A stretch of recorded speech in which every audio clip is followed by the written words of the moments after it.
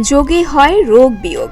ব্যক্তির মন ও শরীরকে শরীর চর্চার মাধ্যমে এক সূত্রে গাঁথা বা যুক্ত করাকেই বলে যোগ বা ইয়োগা। গোপালগঞ্জের ইয়োগা গ্রাম হিসেবে পরিচিত উত্তর ভেন্নাবাড়িতে অনুষ্ঠিত হল বিশ্ব ইয়োগা দিবসের পোস্ট ইভেন্ট। ২৮ জুন শুক্রবার দিন ব্যাপী চলে এই আয়োজন।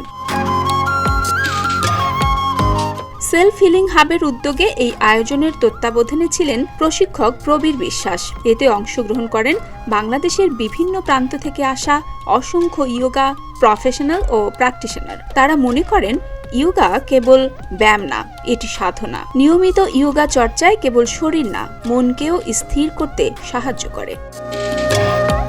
প্রশিক্ষণে ইয়োগার সঠিক শিক্ষা, দৃষ্টিভঙ্গি ও এর উপযোগিতা ইত্যাদি বিষয় নিয়ে আলোচনা করা হয়।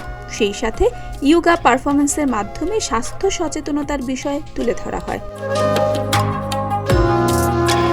সেলফ হিলিং হাব আরও জানায়, এমন আয়োজনের মাধ্যমে ইয়োগাকে সর্বজনীন এবং সহজলভ্য করাই তাদের উদ্দেশ্য। চলমান প্রক্রিয়ার এটি একটি অংশ মাত্র।